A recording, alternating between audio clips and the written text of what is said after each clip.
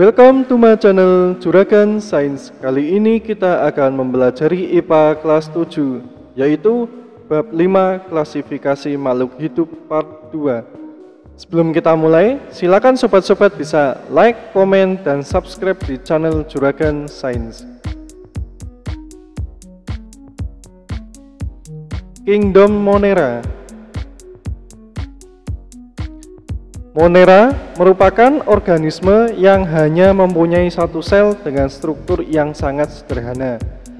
Adapun Kingdom Monera disebut juga sebagai kelompok makhluk hidup prokaryotik. Hal ini karena inti selnya belum mempunyai membran intri atau karyotik. Kurang lebih gambarnya seperti ini ya, Monera. Di sini terlihat bahwa inti selnya tidak terkumpul jadi satu tetapi tersebar ya, karena Monera itu belum memiliki membran inti sel. Ciri-ciri Kingdom Monera. Yang pertama, Kingdom Monera memiliki satu sel. Kingdom Monera hanya memiliki satu sel saja. Yang kedua, termasuk makhluk hidup prokaryotik. Kingdom Monera juga termasuk makhluk hidup prokaryotik atau yang tidak memiliki membran inti sel. Prokaryotik merupakan sel yang tidak mempunyai organel yang terbungkus oleh membran. Yang ketiga, mempunyai bentuk sel yang beragam. Kingdom Monera mempunyai sel dengan bentuk yang bervariasi, mulai dari spiral, batang atau basil, hingga bulat atau kokus. Jika Kingdom Monera berkoloni, maka bentuknya menjadi diplobasil atau gabungan dua sel, sarkina atau kubus, stapilobasil anggur, atau streptococcus rantai. Yang keempat, mempunyai dinding sel. Dinding sel Monera berasal dari zat peptidoglikan, sedangkan dinding sel tumbuhan tersusun dari selulosa. Jadi berbeda antara dinding sel Monera dan tumbuhan. Klasifikasi Kingdom Monera terbagi menjadi dua kelompok besar, yakni Archaebacteria dan Eubacteria. Yang pertama, Archaebacteria. Archaebacteria berasal dari kata archae yang artinya kuno. Kelompok ini umumnya memiliki ukuran 0,1 sampai 15 mikrometer dan hidup di lingkungan yang ekstrim. Archaebacteria memiliki sifat kemolitotrof atau menguraikan senyawa organik untuk memenuhi kebutuhan nutrisinya. Yang kedua, Eubacteria. Eubacteria merupakan klasifikasi Kingdom Monera yang dikenal pula dengan bakteri. Eubacteria bisa dijumpai di hampir seluruh tempat, baik itu udara, air, maupun tubuh makhluk hidup. Tubuh Eubacteria terbagi menjadi tiga bagian utama, yakni membran sel, organel sel, dan sitoplasma. Nah, berikut gambarnya. Beberapa jenis Monera dan peranannya. Pertama, Acetobacter silinum. Ini peranannya sebagai pembuatan lada koko. Lactobacillus bulgaricus sebagai pembuatan yogurt. Acetobacter aceti sebagai pembuatan cuka. Rhizobium leguminosarum sebagai pengikatan N2 bebas atau sebagai pupuk tanaman. Bacillus thuringiensis sebagai biosida alami. Anabaena azolae sebagai pengikatan N2 bebas atau sebagai pupuk juga.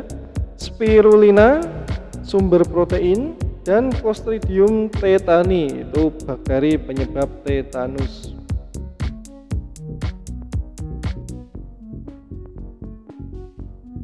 Kingdom Protista. Kingdom Protista merupakan kelompok makhluk hidup eukaryotik, artinya sudah memiliki membran inti sel, namun memiliki jaringan yang sederhana dan tidak memiliki organ. Sel tubuh yang menyusun protista ada yang mirip dengan hewan, tumbuhan, dan jamur tergantung jenis organismenya. Untuk tubuh protista bervariasi mulai dari jenis yang berukuran mikroskopis hingga yang terlihat jelas oleh mata. Protista dibagi menjadi 3 kelompok, yaitu protista mirip hewan atau protozoa, protista mirip tumbuhan atau alga ganggang, dan protista mirip jamur. Macam-macam kingdom protista. Yang pertama, protista mirip hewan. Protista mirip hewan protozoa tersusun atas satu sel atau uniseluler. Contohnya ini Plasmodium, kemudian Amoeba proteus, Trypanosoma gambiens, dan Paramecium caudatum. Yang kedua, protista mirip tumbuhan. Protista mirip tumbuhan, alga atau ganggang, bentuknya menyerupai tumbuhan namun tidak memiliki organ akar, batang, dan daun. Ukuran protista mirip tumbuhan mulai dari yang ukurannya mikroskopis sampai dengan yang terlihat jelas dengan mata. Contoh protista mirip tumbuhan yaitu golongan rumput laut seperti Gracilaria, Gelidium, Eusema, Spirogyra. Protista mirip tumbuhan memiliki dinding sel dan mampu berfotosintesis karena memiliki pigmen fotosintesis. Jadi rumput laut yang kita makan itu termasuk protista mirip tumbuhan. Yang ketiga, protista mirip jamur. Protista mirip jamur memiliki dinding sel yang bersifat heterotrop dengan cara menguraikan atau menelan zat makanan. Protista mirip jamur meliputi jamur air dan jamur lendir seperti Phytophthora infestan dan Spirochechnia. Ini protista mirip jamur. Ini protista mirip jamur yang hidup parasit, ya, hidup parasit di daun dan hidup parasit di makhluk hidup seperti ikan. Beberapa jenis protista dan peranannya. Yang pertama, Trypanosoma gambiens itu sebagai penyebab penyakit tidur, Plasmodium malariae sebagai penyebab malaria, Gelidium species sebagai bahan pembuat agar-agar, Gracilaria ini juga sama pembuat bahan agar-agar, Spirogyra sebagai pakan ikan, Saprolegnia species parasit pada ikan, dan Phytophthora infestan, ini parasit pada tanaman kentang atau tomat. Kingdom fungi. Kingdom fungi atau jamur itu merupakan mirip dengan tumbuhan, tetapi tidak dapat melakukan fotosintesis. Struktur tubuh jamur ada yang uniseluler berupa benang dan memiliki bentuk tertentu yang dapat dilihat oleh mata kita. Jamur hidup dengan cara menguraikan senyawa organik menjadi anorganik. Selain itu, beberapa jamur juga hidup parasit pada organisme lainnya. Peranan jamur di dalam ekosistem adalah sebagai pengurai atau dekomposer. Organisme yang digolongkan ke dalam kingdom fungi jamur memiliki ciri eukariotik, sel berupa hifa atau benang-benang, dinding sel terbuat dari kitin, tidak memiliki kloroplas, serta dapat menghasilkan spora untuk perkembangbiakan. Bentuk jamur bervariasi dan memiliki warna yang beragam. Bagian-bagian jamur ini hifa. Hifa itu seperti yang berperan sebagai akar. Kemudian ini spora. Spora itu alat perkembangbiakannya. Kemudian apalagi ini? Beginilah bagian-bagian dari jamur, ya. Jadi jamur itu berbeda dengan tanaman. Jamur itu tidak berfotosintesis sehingga dia memakan dari makhluk hidup lain, yaitu menguraikan sisa-sisa makhluk hidup.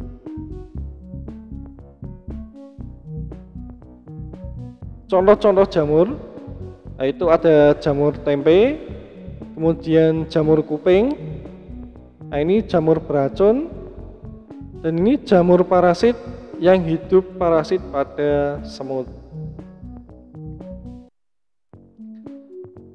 Beberapa jenis fungi dan peranannya. Pertama ini Rhizopus oryzae itu sebagai pembuatan tempe, Saccharomyces cerevisiae sebagai pembuatan tape dan minuman beralkohol, Aspergillus oryzae sebagai pembuatan sake, Penicillium camemberti sebagai pembuatan keju, Penicillium notatum untuk pembuatan antibiotik, Volvariella fulvacea sebagai bahan pangan, Auricularia politica ini juga sama sebagai bahan pangan, Epidermophyton floccosum sebagai penyebab penyakit kurap, Malassezia species sebagai penyebab ketombe, dan Candida species sebagai penyebab keputihan pada wanita. Kingdom Plantae.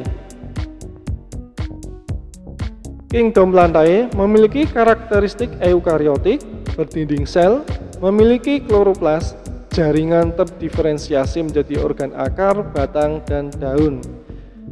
Kingdom Plantae atau lebih dikenal dengan nama tumbuhan berperan sebagai produsen. Tumbuhan dapat melakukan fotosintesis dan menyediakan makanan bagi organisme lainnya. Tumbuhan berkembang biak dengan menghasilkan spora atau biji. Tumbuhan yang berkembang biak dengan spora yaitu kelompok lumut dan paku. Adapun tumbuhan yang berkembang biak dengan biji terdiri atas dua kelompok, yaitu tumbuhan biji terbuka Gymnospermae dan tumbuhan biji tertutup Angiospermae. Nanti tumbuhan biji tertutup juga berdasarkan keping bijinya dibagi menjadi dua, yaitu tumbuhan dikotil dan monokotil. Klasifikasi Kingdom Plantae. Yang pertama ini tumbuhan lumut atau Bryophyta, ada lumut hati, lumut daun, dan lumut tanduk. Pteridophyta, paku-pakuan, ada paku purba, paku pawat, paku ekor kuda, dan paku sejati. Serta Spermatophyta atau tumbuhan biji, ada Gymnospermae atau tumbuhan biji terbuka, dan Angiospermae atau tumbuhan biji tertutup. Nah, nanti Angiospermae juga dibagi menjadi dua, yaitu dikotil dan monokotil. Contoh-contoh Plantae itu ada lumut daun, paku sejati, Gymnospermae, dan Angiospermae. Yang terakhir adalah Kingdom Animalia. Kingdom Animalia memiliki karakteristik eukariotik, tidak memiliki dinding sel, multiseluler, heterotrof, dan secara umum dapat berpindah tempat dengan jelas. Ukuran hewan bervariasi dari yang berukuran mikroskopis sampai dengan yang berukuran sangat besar. Kingdom Animalia atau lebih dikenal dengan kerajaan hewan mendapatkan makanan dari organisme lainnya. Struktur tubuh dan bentuk hewan beraneka ragam. Struktur tubuh hewan yang paling sederhana adalah golongan Porifera yang menempel di dasar lautan, dan struktur hewan yang paling kompleks terdapat pada golongan Chordata. Klasifikasi Kingdomalia, ini ada Porifera, contohnya spons ya, itu menempel di dasar lautan atau berpori. Jadi film kartun SpongeBob itu sebenarnya termasuk hewan Porifera. Kemudian Coelenterata, contohnya adalah ubur-ubur Hydra anemon laut. Karakteristiknya tubuhnya lunak, berungga, dan menyengat. Kemudian ada Platyhelminthes, itu cacing pipih.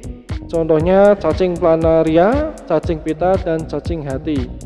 Karakteristiknya tubuh pipih, lubang anus, dan mulut itu terletak pada bagian yang sama.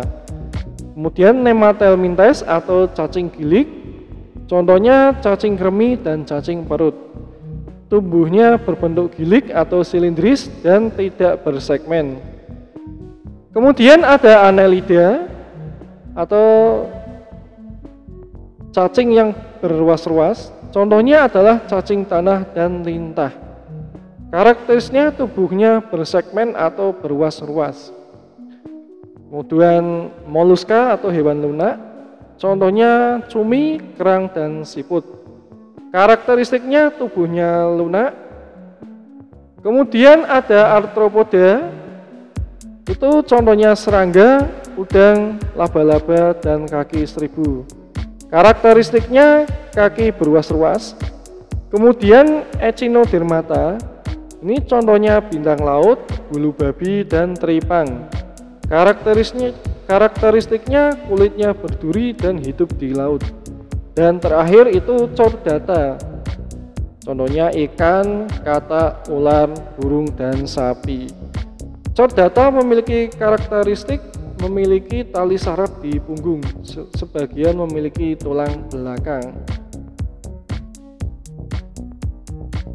Nah, contoh-contoh animalia ini ada Porifera, hewan berpori, contohnya spons ya, spons hidup di laut. Kemudian Coelenterata, hewan berongga, contohnya ubur-ubur. Platyhelminthes, cacing pipih, contohnya Planaria. Cacing gilik atau Nempatelminthes, contohnya cacing kremi. Kemudian Annelida atau cacing beruas, contohnya cacing tanah. Moluska, hewan lunak, contohnya siput. Arthropoda, hewan beruas-ruas, contohnya lebah. Echinodermata, contohnya bintang laut. Dan terakhir ialah Chordata atau hewan yang memiliki tali saraf di belakang atau bisa dikatakan tulang belakang. Contohnya ada ikan, katak, reptil, burung, sapi, atau mamalia. Demikian pembahasan kali ini. Thank you for watching. Jangan lupa untuk like, comment, dan subscribe di channel Juragan Sains. Terima kasih.